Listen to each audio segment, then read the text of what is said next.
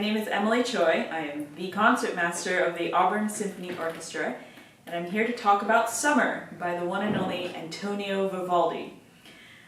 He had a pretty great nickname during his lifetime, and it was the Red Priest. Now this was because he was a priest. He became a priest at the age of 15, and he was the Red Priest because he had long flowing red hair. There you go, Red Priest. And another fun thing that I learned about him very recently was that on his birthday, March 4th, 1678, there was a huge earthquake. And that might explain some of the music we'll hear later in this concerto. So, Summer, let's go right in. This season, unlike the other three, has a very slow beginning. And I think because Vivaldi was writing about his time in Italy, that he was writing about how hot it was. It was so hot that you just want to kind of lie down, you don't want to do anything. He writes about how everyone is thirsty, including the plants and the animals and the people. So let's listen to a little bit of the beginning.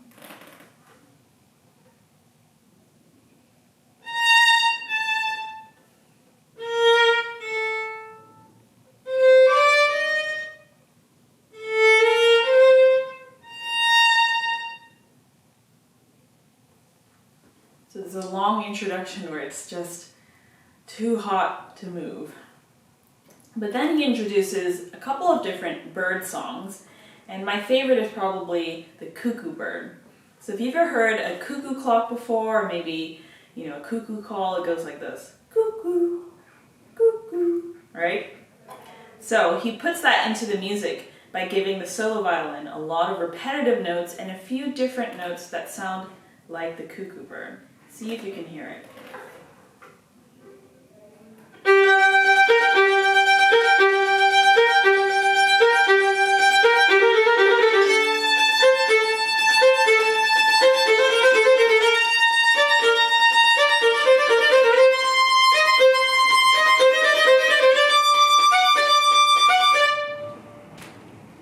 There you go, that's the cuckoo bird. So besides the sort of different images of birds, he also puts in this sort of warning of a big storm that's going to happen in the third movement. And the first time you hear this, there's a huge gust of wind with lots of very fast notes.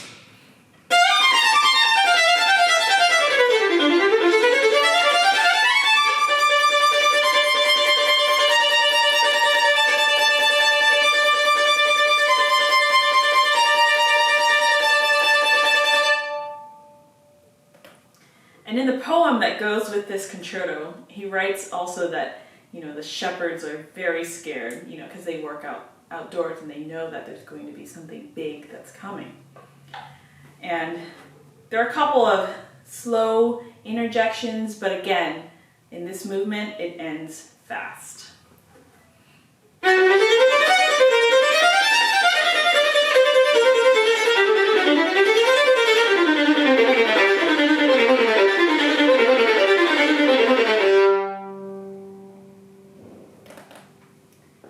Next, we move on to our middle movement. Our second movement is much calmer, and it's sort of, we're tired out from this storm, this mini storm that just happened, so it's time to rest. And this movement actually has two different sort of characters going on. So I'll play the first one, which is the slow resting part.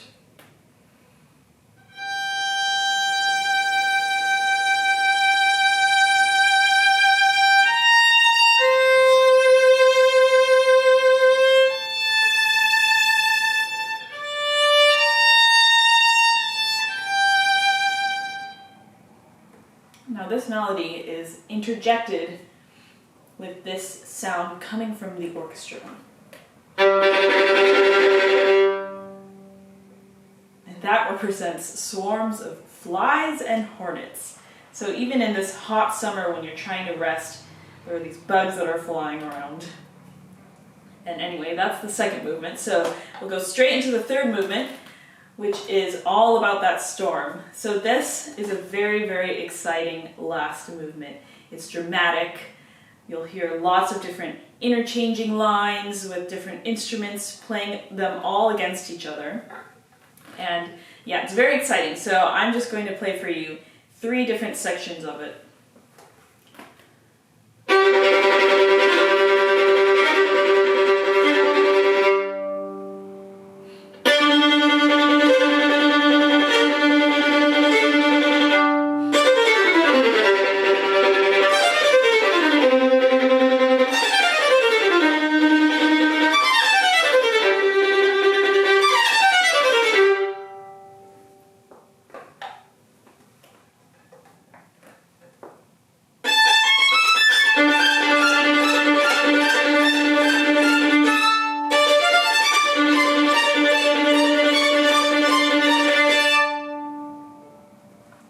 That one in particular sounds very electric.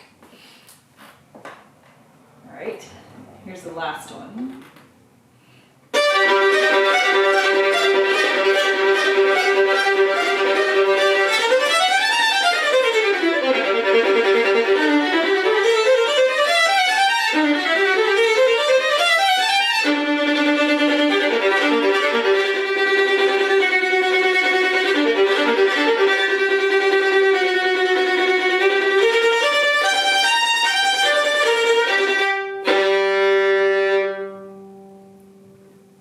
Well, there you go. That's Summer from Four Seasons. And make sure you check out the full recording so you get to hear the real big, exciting finale. And now, let's go finish your art project. For this project in particular, I'm focusing on color. I've pre-selected some of the colors that I wanted to use in my project. You can use whatever colors you like, but I selected these as my warm colors and these as my cooler colors, the color of the sky, the grass, and then I'm also including the color gray to kind of hint at that storm that's rumbling in the background. Because this project is about summertime, I selected a bird for my project. We'll create this grid. In the center is my summer sun, and I selected a bird for my project. You can select whatever you like that makes you think of summer. So as you see up here in this grid, I went through and created a horizon line. I did 3 rows here as part of maybe to signify the grass, and then the rest of this, the sky. My sun, just grab something circular to use as your template. Obviously you'll need a pencil and a ruler to create your grid, and the markers. It's a super simple project, little time consuming because you'll want to go in and fill in each of your squares as well as the sun. You can use marker. This can be done with colored pencils. It can be done with crayons, whatever you have available at home. So I'm gonna get started on this project. For the sake of time, I switched to a half a sheet, and what I did is I started out by drawing a circle close to the center, and then you can do one of 2 things. I printed off a couple sample templates for a bird, and you can do that, or you can draw your bird. And the best way to do this is to look for the shapes that you find in a bird. Just real quick to show you the different shapes. So a bird, we've got just a couple of ovals. The body is a larger oval. Then you'll put a smaller oval above that, and you'll join the 2 with your lines. The beak is a triangle, and then just add, wings and a tail. And the tail is kind of a bit of a rectangular shape in there. So if you're working with an older child, encourage them to draw whatever form they selected, to draw it out. And if you're not sure, you can always Google it, how to draw a bird step by step. For this one, I'm using this little bird here that you see on the right, and I went ahead and cut it out, laid it down, and carefully traced it, drew my branch in as well as the rest of the legs so that I kind of have a general idea of where my bird is sitting. You might notice also, just for visual interest, I had the shape of my bird kind of outside the original circular shape, just to add some interest to it. So then I'm going to move to my circular shape here, the sun, and I'm just going to lay my ruler down. Let me flip this over. And I'm just going to draw some lines. And you know, you don't even have to do lines. You can do squares, smaller squares. I did lines, again, just to add some visual interest. So I'm gonna finish with my lines. I'm not drawing them through the bird. I'm just going really carefully here, drawing along the outside. So remember to make these lines random, just to add, again, some visual interest to it. Then I'm going to move to my background. And I tell you what, the easiest way to do this is to use your ruler as your thickness, as width for your squares. So I just lay my ruler right flush with the very top of my paper and draw a line. Come down, line it up again with the line that I just drew. And again, my ruler is going to be how thick each one of my lines and eventually squares will be the same thickness as my ruler. It just speeds things up. Okay, once I've got my lines drawn this way, I'm going to rotate my sheet of paper, and again, lining my ruler up along the very top. I'll draw a line, remembering not to draw a line through my circle or my bird.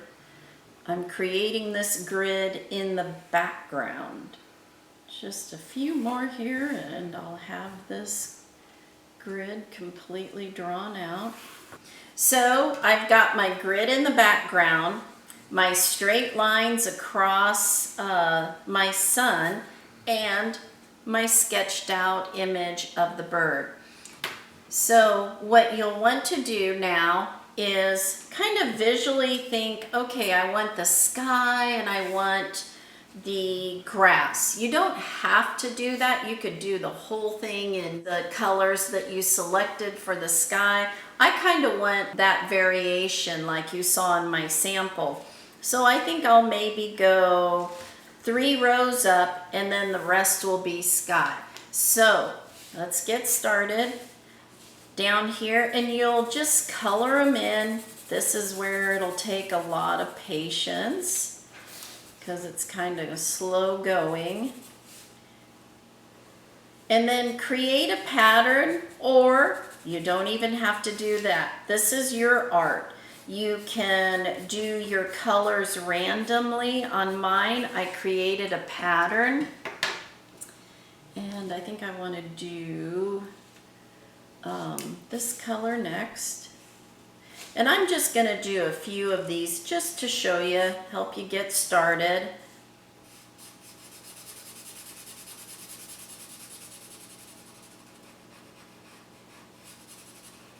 And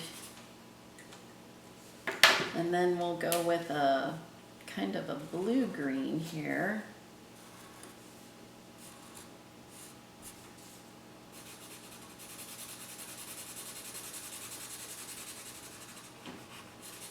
Okay, I think you're getting the idea. And then I'll just repeat that, obviously, with my lighter green and just keep following through with that pattern. Now that I've got this started as far as horizon, the green of the grass, I'm gonna move into the colors of the sky. And you don't have to use marker. Like I said, you could do this with crayon, with colored pencil, whatever you have available. And I'm just gonna kind of change up my colors here.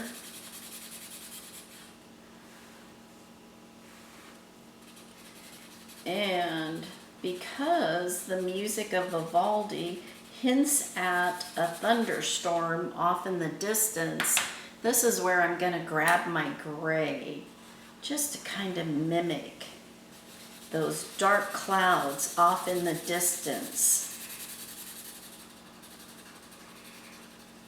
And again, you could do this, you could grab your gray crayon